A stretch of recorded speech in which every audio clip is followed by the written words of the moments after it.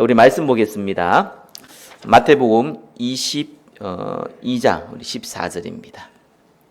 마태복음 22장 14절입니다. 우리 한 목소리로 같이 한번 읽어보겠습니다. 청함을 받는 자는 많되 택함을 입은 자는 적으니라. 아멘. 자, 오늘 본문은 혼인잔치 비유입니다. 자, 이 비유는 지난주에 말씀했던 그 내용과 연결선상에 있습니다. 자, 지난주 말씀드린 비유는 두 아들 비유, 그걸 포함한 포도원 농부 비유였죠. 그러고 나서 예수님이 혼인잔치 비유를 다시 한번 설명하셨습니다. 왜 예수님께서 두 아들에 대한 비유를 들고 또 포도원 농부에 대한 비유를 들고 또 혼인잔치에 대한 비유를 들었습니까? 마태복음 21장 23절에 잘 나와 있듯이 이 유대 지도자들, 종교 지도자들이 예수님의 건의에 도전했습니다. 그래서 예수님이 그들의 완악함을 깨닫게 하기 위해서 또 회개하고 돌이키게 도와주기 위해서 이러한 이 비유를 증거했지요. 직설적으로 표현하면은 이들이 너무 곤란하기 때문에 비유를 통해서 그들이 예수님을 말씀을 받을 수 있도록 도운 겁니다. 자, 그러나 이 대제사장들과 또 백성의 장로들 또 많은 유대인들은 실제로 예수님의 말씀에는 관심이 없었습니다. 다 욕망에 가득 차 있죠. 로마의 속국이 된 주제에, 사단의 종이 된 주제에, 그죠? 거기에 그 상황의 가운데 어떻게 하면은 내 자리, 내 이익, 내 돈, 내 영광, 그거를 안 빼앗기기 위해서 예수라는 분이 나타나서 자기 인지도를 높이니까 자기들의 인기가 떨어지니까 이 정치인들이잖아요. 그러니까 어떻게 하면 이걸 막을 수 있을까? 그 욕망에만 사로잡혀 있었지 하나님의 계획이 뭔지, 하나님의 말씀이 뭔지, 예수님이 어떻게 얘기를 하는지에 대해서는 사실상 전혀 관심이 없었습니다. 그래서요, 들어도 듣지 못하고 보아도 보지 못하는 이유가요, 하나님 말씀을 들어도 듣지 못하고 보아도 보지 못하는 이유가 내 야망에 잡혀 있기 때문에 그래요. 내 욕망에. 내 욕심이 붙잡혀 있으면 말씀이 안 들립니다. 혹 들어도 내 야망을 이루기 위한 수단의 도구로 사용하려고 그러지 안 들리게 되어 있습니다. 자, 그래서 듣든지 안 듣든지 간에 그래도 예수님은 이들을 회개케 하기 위해서 지난주 두 가지 비유를 드시고 오늘 또 한 가지 비유를 드심으로 총 세 가지 비유를 말씀하셨습니다. 자, 두 아들 비유는 어떤 비유였습니까? 아버지가 두 아들에게 이 포도원 가서 일하라고 했는데 첫째 아들은 알겠습니다, 가겠습니다, 가서 일하겠습니다 그러고 나서 안 갔어요. 둘째 아들은 안 가겠다고 했으나 자기가 뉘우치고 가서 일을 했습니다. 자, 첫째 아들은 누구를 얘기합니까? 예, 뭐 유대인들 얘기하고 있죠. 그죠? 유대 지도자들 또 유대인들 얘기하고 있습니다. 그럼 둘째 아들은요, 스스로 죄인임을 깨달은 세리와 창기 또 이방인들을 의미합니다. 자, 예수님이 유대인에게 물었습니다. 누가 아버지 뜻대로 했냐? 당연히 둘째 아들이 아버지 뜻대로 행하였습니다 라고 얘기했죠. 이때까지만 해도 이 두 아들의 비유의 첫째 아들이 누구인지, 누구를 비유하는지 이들이 잘 인지를 못했어요. 첫째 아들이 너희들이라는 것을, 유대인이라는 것을, 또 유대인 종교 지도자라는 것을 이들이 그때까지만도 인지를 못했습니다. 자, 근데 두 번째 포도원 이 농부 비유를 들지요. 이 포도원 주인이 이 자기 포도원을 세를 주고 농부들에게 적당한 열매를 기대하면서 종들을 보냈지요. 자, 그러나 농부들은 주인의 종들을 때려 죽였습니다. 두 번 보냈는데 두 분 다 때려 죽였어요. 그래서 주인이 자기 아들을 보냈습니다. 그러면 아들을 존대하리라 했는데 이 농부들은 이 아들을 죽여서 내가 상속자가 되자, 우리가 상속자가 되자 해서 죽여버렸습니다. 자, 여기서 이 집주인은 하나님이시고요. 포도원은 하나님 나라고, 농부는 이스라엘이고, 종들은 구약의 선지자들이고, 아들은 예수 그리스도를 의미한다는 것은 지난주에 말씀드렸고 또 그냥 읽어도 이해되는 부분입니다. 자, 예수님이 이 비유를 들었고 그들에게 얘기했는데 이들은 어떻게 했습니까? 회개하고 돌이켰습니까? 아닙니다. 오히려 예수님을 죽이려고 했습니다. 자, 우리는 이 비유를 통해서 예수 그리스도와 상관없이 우리의 육신의 유익을 위하여 교회와 하나님 나라를 이용하는 자는 본인이 가지고 있는 하나님 나라조차도 다 빼앗기게 된다라는 것을 우리가 말씀을 통해서 확인했습니다. 또 예수 그리스도를 주인으로 삼고 하나님 나라의 열매를 맺는 자는 오히려 하나님 나라를 더 얻게 된다라고 했습니다. 또 말씀을 깨달았지만 이거를 거부하고 회개를 거부하는 자는 하나님을 대적하는 사단의 도구가 된다라고 말씀 증거했습니다. 자, 예수님이 두 가지 비유를 해서 이제 끝내지 않고 한 가지 비유를 더 들었습니다.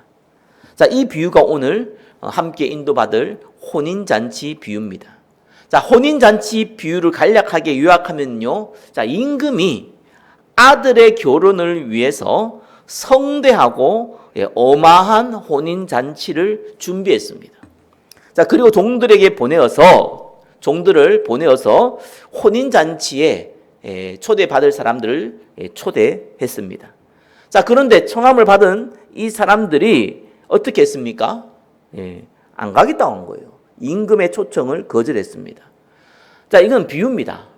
비유인데 이때 시대는 고대 시대입니다. 그죠? 2000년 전이니까 예수님 당시니까 신시대가 아니고 고대 시대입니다. 자, 이 시대에는 임금과 백성의 관계는 어떤 관계입니까? 소유의 관계예요. 지금의 대통령은 우리를 대표하는 사람이라면은 임금과 백성의 관계는 임금이 백성을 소유하는 관계입니다. 그래서 주인과 종과의 관계라고 봐도 무난합니다. 자, 그런데 임금이 초청했음에도 불구하고 거절했다라는 것은 임금을 능멸하는 행동인 거예요. 그 의미를 이때 사회의 사람들은 너무나 잘 알고 있었습니다. 자, 그 의미를 알고 있는 사람들에게 지금 비유를 드리기를 이 임금이 아들의 혼인잔치를 어마어마하게 준비하고 초청했는데 안 오겠다는 거예요. 그래서 이 임금이 다시 한번 종들을 보냅니다. 왜? 혼인잔치를 이 손님들이 안 온다고 해서 멈출 수가 없잖아요. 근데 초청받은 사람들이 다시 한번 거절할 뿐만 아니라 그 종들을 모욕하고 죽여버렸습니다. 그래서 임금이 열받아서 군대를 보냈어요. 그래서 종들을 죽인 자들을 진멸하고 그 동네를 불살랐다라고 나와 있습니다. 자, 그러고 나서 혼인잔치를 진행을 해야 되니까 초청받은 사람들이 이제 다 죽었잖아요. 그리고 어떻게 합니까? 다른 사람을 구한 겁니다. 그 종들이 나가서 약한 자, 선한 자, 악한 자, 만나는 대로 다 혼인잔치에 데려옵니다. 결국 초청받은 자들의 거절로 인하여서 다른 사람들이 이 혼인잔치에 참석하였는데 그 자리가 가득 차게 됐다라고 나옵니다. 그리고 이 비유의 마지막에 오늘 읽었던 본문처럼 혼인잔치에 초대받아 참석은 했지만 다시 쫓겨난 사람들이 나옵니다. 그 이유가 예복을 입지 않았다. 결혼식에 합당한 예복이 있거든요. 그 예복을 입지 않았다라고 나와 있습니다. 자, 여기에서 지난주 비유에서 이제 설명했듯이 비슷하죠. 임금은 누굽니까? 하나님. 거절한 자는 누구예요? 거절하고 종들을 죽인 자? 유대인들. 그 죽음을 당한 종들은 누굽니까? 구약의 선지자들. 그죠? 예복은 뭘 얘기합니까? 하나님의 부르심의 그 반응에 합당한 반응을 하는 자라고 우리가 해석할 수 있죠. 자, 오늘 말씀을 통해서 청함받은 은혜, 또 택함받은 축복 누리시기를 예수 그리스도 이름으로 축원합니다. 자, 첫 번째 보겠습니다. 성도는 하나님의 전적인 은혜를 통해 하나님 나라에 초대되었기에 자랑할 것이 없습니다. 자, 1절에서 10절까지 제가 간략하게 설명했던 서두에 설명했던 내용이 그대로 나와 있습니다. 자, 혼인잔치에 참여한 사람들이 어떻게 하다가 초대받게 되었습니까? 처음 초청받은 자들이 거절했기 때문에 이 혼인잔치에 참여한 사람들이 그렇게 초대받은 거예요. 처음 초청받은 자들은 유대인들이라고 보면 되죠. 그래서 유대인들이 복음을 거부하게 되어 우리가 사실은 복음을 받은 거예요. 자, 이에 대해서 우리 잘 별 인지를 못해요. 로마서 11장 17절에서 21절에 보니까 바울이 이것에 대해서 어떻게 표현했냐니까 돌감람나무, 참감람나무의 비유를 듭니다. 그래서 참감람나무가 이 가지가 꺾였기 때문에 돌감람나무를 접붙임해가지고 이 돌감람나무가 참감람나무의 뿌리의 진액을 먹게 되었다라고 표현을 하지요. 그래서 유대인들이 믿지 아니함으로 쉽게 말해 가지 꺾여버렸죠. 그래서 너희들이 이방인 저와 여러분들이 복음을 받게 되었다. 그러면서 중요한 얘기를 합니다. 높은 마음을 품지 말고 두려워해라. 왜? 하나님이 원래의 참감람나무의 가지도 꺾어버렸다는 거예요. 그래서 돌감람나무의 가지를 붙인 겁니다. 하물며 돌감람나무에 접붙임 당한 이 돌감람나무의 가지를 그 가지도 하나님은 아끼지 아니하실 것이다 라고 얘기한 거예요. 저와 여러분들이 어떻게 예수를 믿게 되었느냐?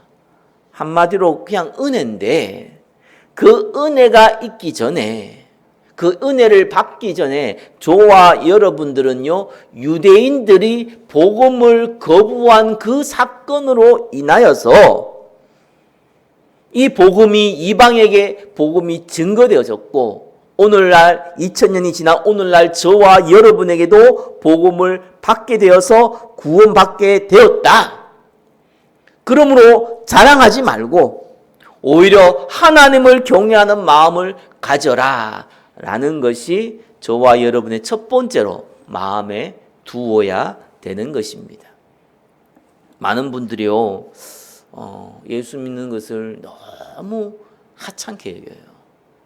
너무 뭐라 할까요? 그냥 내 핸드폰 가면 핸드폰 자주 보니까 그냥 내 반지 아니면은 귀걸이, 액세서리 정도로 생각하시는 분들이 많이 있습니다. 심지어는 저 무당 찾아가거나 아니면은 절간 가거나 하듯이 내 필요와 내 만족을 위해서 그냥 절대적인 신에게 내가 좀 부탁하러 가는 그러한 것으로 인지하는 경우도 많습니다. 불신자 그렇다면 내가 이해하는데 구원받은 사람도 그런 사람 너무너무 많습니다. 그래서 이거는 은혜를 모르는구나. 그 은혜를 몰라요. 예수를 안 믿은 사람은 또 뭐 그렇다 치더라도요. 예수 믿는 사람들 중에서 은혜를 모른다, 잃어버렸다 이런 표현이 뭐 요즘 세상에 너무 일상화되어 버린 것 같아요. 그래서 이건 어떻게 하면 될까? 개인적으로도 참 기도가 많이 나오거든요. 왜냐하면 어릴 때부터 신앙생활 하는 분들이 그런 좀 특징들이 있어요. 그러니까 이제 교회에 다녔단 말이에요. 그래서 본인은 예수 믿게 되었어요. 그냥 어릴 때부터. 아니면 중간에 또 예수를 믿어도 그냥 뭐 누구 따라가다 보니까 그냥 예수 믿게 되었어요. 너무 뭐 감사한 일이죠. 그럼 믿으면 믿어요. 진짜 믿어. 십자가 부활을 믿고, 그렇죠? 예수 그리스도를 영접하고 하나님의 백성이 되었어요. 근데 거기에 대한 감동이라고 할까요? 아니면은 거기에 대한 지식이라고 할까요? 이게 너무 얕아요. 그래서 문제 사건이 오면은 예수님이 씨 뿌리는 비유를 들었던 것처럼 돌짝밭에 떨어진 그 씨처럼 가시던 불에 떨어진 그 씨처럼 얼마든지 그렇죠? 예배 무시할 수 있고 하나님 무시할 수 있고 하나님하고 전혀 상관없는 내 인생을 결정할 수 있는 그러한 상태가 되어 있는 거예요. 그래서 참 불행하다는 생각이 듭니다. 그래서 이건 어떻게 하면 바꿀 수 있을까? 제가 기도해 보면서요, 묵상을 많이 해봤어요. 나는 어떻게 하다 보니까 그런 은혜가 조금 있는데, 많지 않아도 나도 언제든지 흔들릴 수 있지만 조금 있는데, 그 조금 있는 사람도 너무 없더라니까요. 그래서 내가 함께 기도하면서 우리가 인력으로 할 수 있는 건 아니다. 그러나 우리가 하나님의 말씀을 안다면은 이 경건의 능력을 체험해 봐야 된다. 경건의 능력을요. 이거 체험 안 하면 곤란하다. 경건의 능력을 체험하는 방법은 간단해요. 성경에 뭐라고 나와 있습니까? 예, 너희가 내 안에 있고 내 말이 너희 안에 있으면 무엇이든지 원하는 대로 구하라. 그렇죠?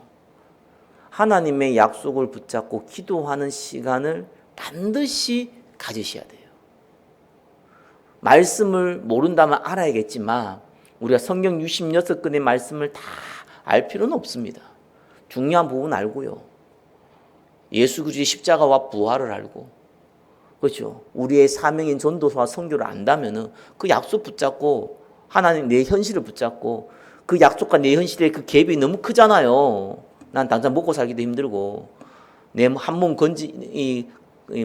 내 한 몸 가꾸기도 힘들고 우리 가정 하나 이끌어가기도 힘든데 뭔 하나님이 일을 하며 뭔 전도와 선교를 하며 내가 뭔 하나님의 은혜를 받고자 집중을 할 수 있냐. 이 내 현실과 하나님은 오직 성령이 너희에게 임하시면 권능받고 예루살렘과 온 유대와 사마리아 땅까지 내 증인되리라는 그 말씀과의 갭이 너무 큽니다. 그걸 도전하셔야 된다. 하나님은 절대로 거짓말하시는 분이 아니시다. 그래서 체험을 해봐야 돼요.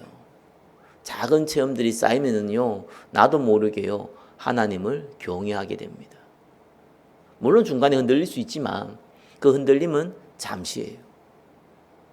그 은혜가 여러분 속에 있기를 예수 그리스도 이름으로 축원합니다. 자, 두 번째입니다. 성도가 하나님 나라에 합당한 반응을 잃게 되면 슬피 울며 이를 가는 신세가 됩니다. 자, 앞에 1절에서 10절까지는 유대인들이 복음을 거부함으로 말미암아 저와 여러분들이 복음 받게 되었다라는 부분이라면은, 자, 저와 여러분에 대한 내용을 11절에서 11절, 13절까지 나와요. 자, 임금이 손님들을 보러 들어올새 거기서 예복을 입지 않은 한 사람을 보고, 자, 이 시대는 이 고대 사회입니다. 뭐 오늘날도 좀 그렇죠. 좀 미국 같은데 이렇게 결혼식 이렇게 사진 찍은 거 보니까 무슨 반바지 입고 오시는 하객도 있고요. 그죠? 거의 뭐 자다가 뭐 일어나는 표정으로 오는 하객들도 있더라고요. 그런 문화가 있구나. 뭐 그 정도 문화도 있구나. 근데 한국 사회에서 누구 결혼식에 가는데 반바지 입고 오고 이러면은 좀 욕하게 되지요. 예의가 아니라고 생각하죠, 일반적으로. 그죠? 뭐 어린아이가 그런지 모르겠지만 다 성인들이, 그죠? 반바지 더 입고 뭐 세수도 안 하고 뭐 시험도 그대로 더부룩하게 입고 이렇게 가면은 그거 진짜 욕합니다. 예의가 아니라고 합니다. 뭐까지 또 그렇다 치더라도 뭐 축하한 장소는 또 그렇다 치더라도 장례식장 가는데, 그죠? 그 반바지 입고 이렇게 오면 진짜로 곤란합니다. 왜냐하면은 그 사회의 문화라는 게 있잖아요. 예의라는 게 있고. 자, 이때는 고대 시대입니다. 임금이 초청한 결혼잔치에 예복을 입지 않는다. 이거는요, 진짜로 임금을 능멸하는 행위, 모욕하는 행위, 그렇죠?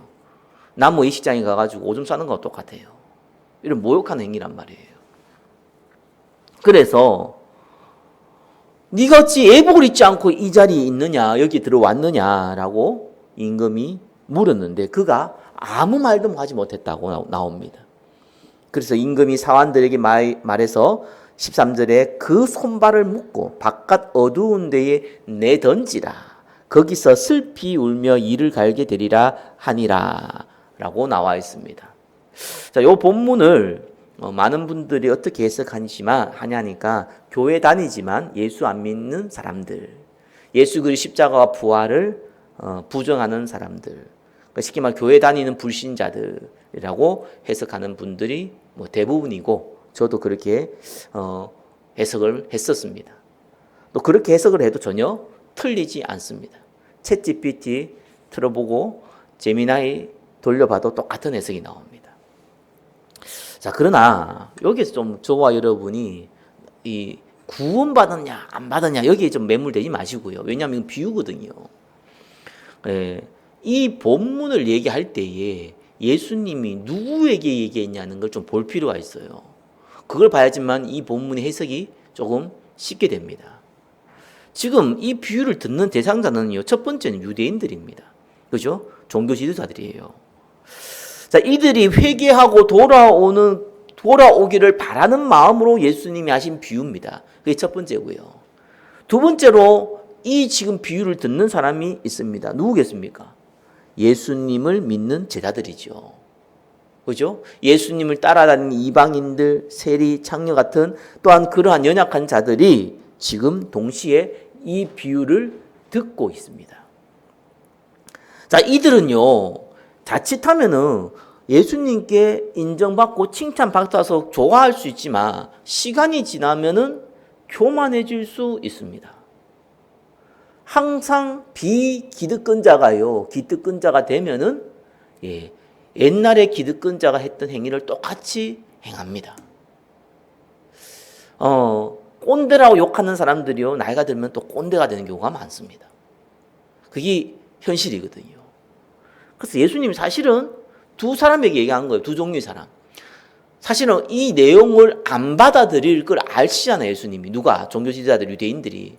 안 받아들일 걸 알면서 이들에게 애타는 마음으로 전달했고요. 동시에 이 내용을 진짜 마음에 담아야 살 사람은 또 누굽니까? 제자들이에요. 그리고 예수님을 믿는 이방인들이에요. 이들에게 사실 얘기한 겁니다. 근데 이들은 자칫 이 앞에 있었던 종교 지도자들처럼 그러한 길을 따라갈 확률이 높습니다.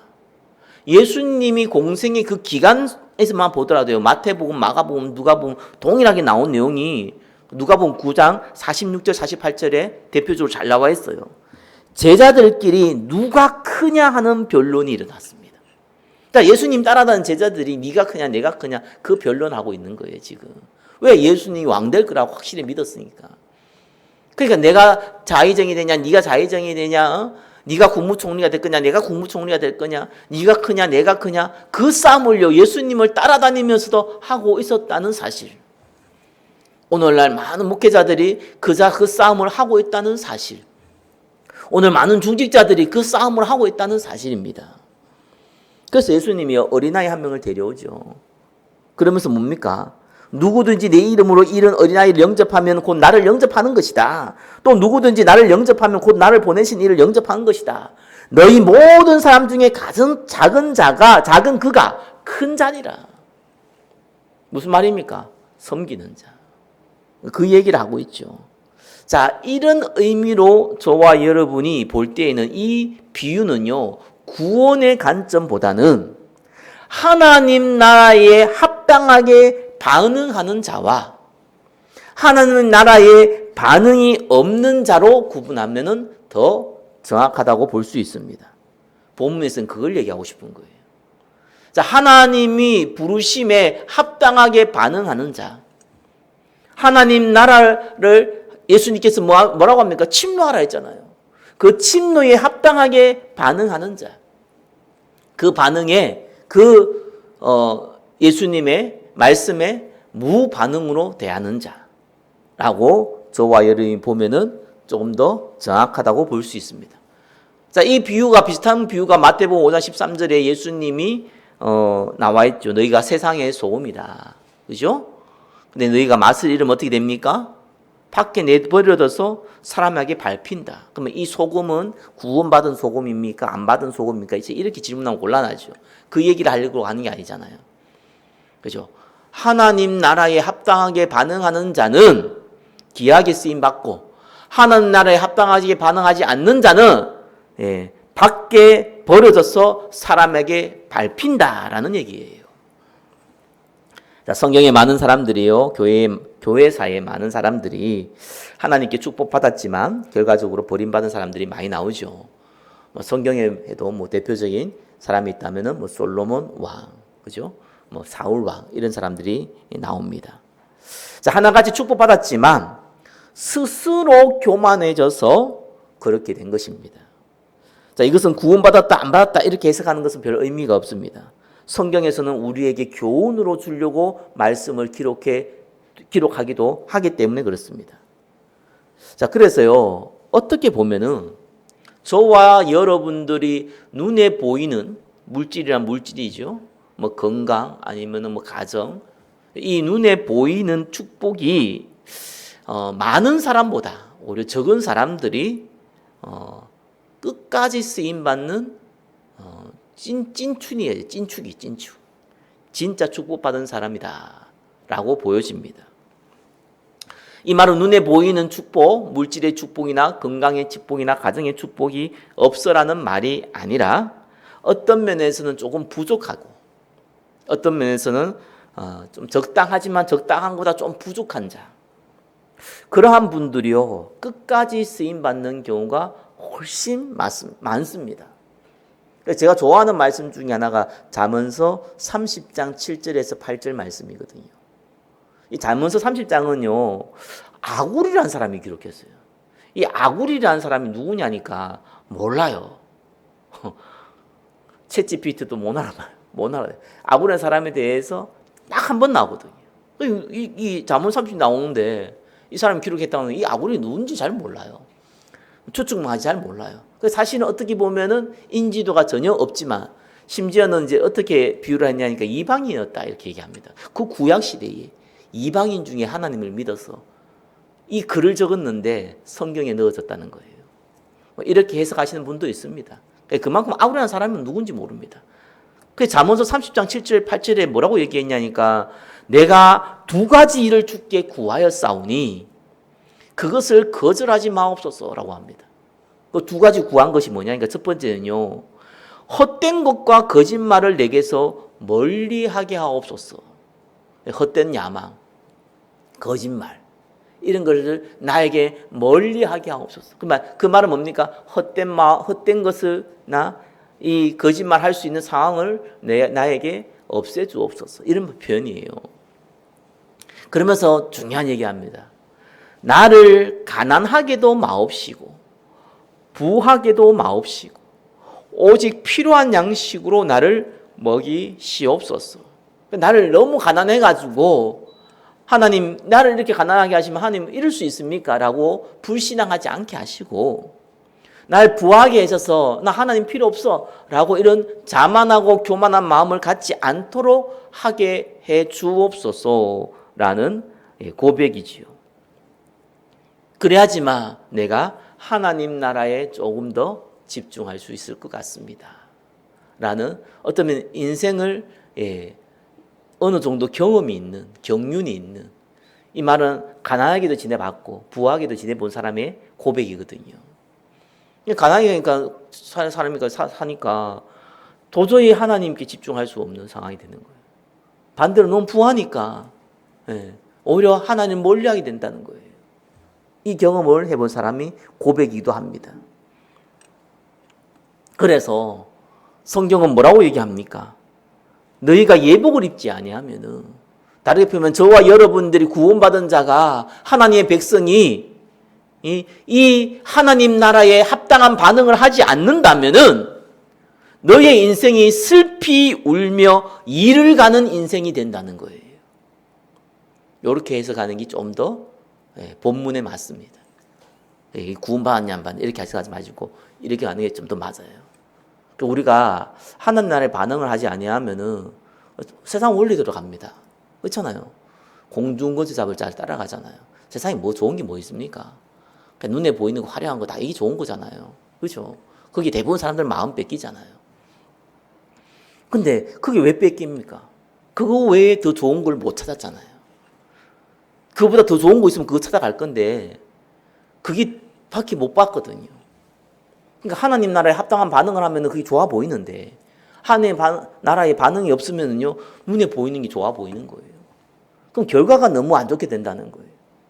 여기에서 착각하지 말아야 될 거, 솔로몬이 마지막 인생에서 비참하게 죽었습니까? 아닙니다. 사람들은 사울왕이 비참하게 죽었다 그러는데 사울왕은요 전사했어요. 그때 당시에 왕이 전쟁에서 죽은 거는 최고의 명예입니다. 세상 사람들에게 요거도 모은 게 아니라니까요. 세상 사람들이 명예롭게 죽은 거예요. 블레셋과 싸우다가 명예롭게 죽은 거예요. 솔로몬도 사실은 명예롭게 죽은 거예요. 그러나 그 인생으로 말미암아 모든 것들이 다 무너지기 시작한 거예요. 솔로몬은 나라가 두 쪽 나게 만들었고요. 사울왕 그 가정과 그 사울왕을 따라갔던 모든 사람들이 비참한 결과를 맞게 만들었습니다. 우리가 동일합니다. 우리가 하나님 나라에 집중하지 아니하면요 그때는 몰라요. 그냥 그것이 지나고 나면은 슬피 울며 이를 가는 신세. 그럼 본인만 아니라 본인이 뿌려놓은 모든 환경에서 일어나는 신세입니다. 여러분의 환경에서 이런 응답이 바로 비참한 응답들이 오는 것이죠. 돈은 많은데 하나님을 절대 믿지 않는, 건강한데 하나님을 절대 경외하지 않는, 이게 비참한 시세거든요. 그러니까 불신자와 똑같은 인생이 된다는 그 말입니다. 세 번째입니다. 청함을 넘어 택함을 입은 자로 살아가는 것이 하나님의 계획입니다. 오늘 읽었죠? 청함을 받은 자는 많되 택함을 입은 자는 적으니라. 청함이라는 것은 부르심을 받았다. 그죠? 보험 초청을 받은 모든 사람입니다. 모든 사람. 그 사람들이 청함을 받은 사람. 예수 믿은 모든 사람들입니다. 자, 택함 받은 사람은 뭡니까? 그 잔치에 머물 자격을 얻은 사람이에요. 예복을 입은 사람. 예복을 입어야지 그 잔치에 머물 수 있거든요. 그래서 이번에서 설명했듯이 이 택함 받은 사람이 누구라고요? 하나님 나라에 합당한 반응을 한 사람. 그래서 이 하나님 나라에 합당한 반응은 뭡니까? 하나님 나라가 뭡니까? 예수가 주인 되는 곳. 그죠? 그게 하나님 나라예요. 그래서 마태복음 7장 13절 14절은요 좁은 문으로 가려고 그러잖아요. 왜요? 큰 문은 멸망으로 인도하는데 좁은 문은 생명으로 인도한다 그랬습니다. 그러니까 택함을 입은 자는 하나님의 뜻을 따라가는데 생명 살리길 원하는 좁은 문으로 들어가는 사람을 보고 우리는 택함 받은 자다. 여기서는 이렇게 표현하는 게 맞아요. 그래서 하나님이 택하셨다 했을 때 그 택함보다는 여기에서 본문의 택함은요 예복을 입은 자거든요. 이 예복을 입은 자는 바로 하나님 나라에 합당한 반응, 생명 살리는 전도와 선교에 내 마음을 두고 있는 사람들을 보고 하는 얘기입니다. 근데 그 사람은요 적어요. 저와 여러분들은 그 적은 자로 들어가라는 거예요. 이건 운명론이 아니에요. 하나님이 이 적은 자로 저와 여러분들이 들어가기를 원하시고 저와 여러분에게 권고하는 말씀입니다. 하나님은 우리에게 하나님의 계획을 분명히 말씀해 주셨어요. 그렇죠? 사도행전 1장 8절 성령이 너에게 임하시면 성령 충만 받고 예루살렘 온 유대 사마리아 땅까지로 내 증인이 되리라. 증인의 축복을 누리라. 생명 살리는 전도 선교 그것이 하나님의 계획이고 그걸 위해 하나님의 능력을 받아라. 그겁니다. 그게 하나님이 분명하게 말하고 있는 하나님의 계획이에요. 저와 여러분들은 그 계획을 알고 인정합니다. 자, 문제는 이 하나님의 전체적인 그림은 보았는데 이를 실제적으로 인도받는 비밀이 없는 것이죠. 왜 그렇습니까? 말은 쉬운데 저와 여러분 생명살린 전도 선교하는 그 말은 쉬운데 실제적으로 이 땅은요 저와 여러분이 살아가는 이 땅은요 낙원이 아닙니다. 실낙원이 낙원을 잃어버렸어요. 여전히 사단은 이 마귀는 불신자의 왕노릇을 하고 구원받은 저와 여러분이 죽을 때까지 여러분의 생각과 마음을 공격하고 끊임없이 근심하게 만들고 세상에 염려하게 만들고 육신을 따라가도록 만들도록 끊임없이 공격하고 있다는 사실입니다. 그렇죠? 그러한 실낙원이에요, 이 땅이. 그러니까 사단이 갑자기 나타나서 저와 여러분 공격하는 게 아니잖아요. 우리의 현실의 문제를 통해서. 그렇죠? 나의 마음의 상태를 공격해서 결국은 뭐에 관심 두지 못하도록요? 하나님 나라에 관심을 두지 못하도록. 혹 관심을 둔다 하더라도 그거는 이순이라. 그렇게 하도록 끊임없이 만드는 것이 사단의 전략이고 신라군을 살아가는 저와 여러분의 현실입니다. 그러니까 저와 여러분 청함을 받았지만 택함 받은 자의 축복을 살기가 쉽지 않은 거예요. 그게 현실이니까요. 그래서 우리에게는 뭐가 필요합니까? 결단이 필요한 거예요. 그죠? 청함 받은 자로만 살면서 하나님의 축복을 다 놓치고 오늘 말씀에 나와 있듯이 그 손발이 묶여 바깥 어두운 데에 던져질 것인가? 불신자 같은 인생을 살아갈 것인가? 어떻게 하면 잘 먹고 잘 살까? 이게 고민하다가 결국은 그 욕망에 부딪혀서 인생을 마무리할 것이냐? 아니면 택함 받은 자의 합당한 응답을 받기 위해서 나의 인생을 하나님께 의탁할 것인가? 그걸 보고 종교생활이냐, 신앙생활이냐 이렇게 표현하는 것이죠. 자, 말씀을 맺겠습니다. 하나님은 우리를 부르시고 택함에 합당한 옷을 주셨어요. 그 옷을 입느냐, 벗어 던지느냐, 그거는 저와 여러분의 몫이에요. 딱 한 가지입니다. 저와 여러분들이 현실을 살아가면서 정상적인 삶을 살아가야 됩니다. 그죠? 밥도 먹고 잠도 자고 일도 하고.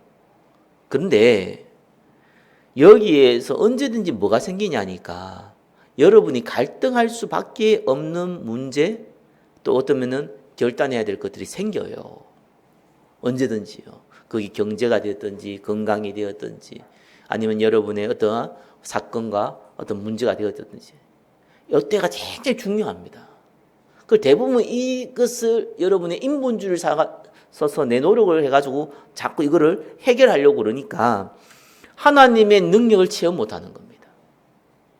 그래서요, 당연히 내가 배가 아프다 그러면은 뭐 약국에 가든지 병원에 가는 건 상식이잖아요. 그 얘기를 하는 게 아니에요. 저와 여러분들이 이때 중요한 게 있습니다. 저와 여러분이 노력해서 되는 것들이 사실은 거의 없어요. 대부분 노력해도 안 되는 것들이 대부분이에요. 그러면은 요 순간을 하나님께 나를 의탁해야 돼요. 이거 하나님께 기도해가지고 응답받아 얼마나 좋은 기회입니까? 대부분 이 좋은 기회를 다 놓쳐버리거든요. 불신앙하거나 인본주의 있어서. 그래서 다 놓쳐버리잖아요. 그래서 하나님의 능력을 체험할 그 시간이 저와 여러분의 문제의 시간이다. 저와 여러분 문제의 시간이 하나님의 능력을 체험할 시간이다. 그것이 택함에 합당한 옷을 입는 방법인 것입니다. 한 주간 여러분 자신을 하나님께 의탁하는 은혜의 시간을 누리시기를 예수 그리스도의 이름으로 축원합니다. 기도하겠습니다. 혼인잔치 비유를 통하여서 택함 받은 자의 축복을 누리게 하여 주시옵소서. 예수 그리스도의 이름으로 기도드립니다. 아멘.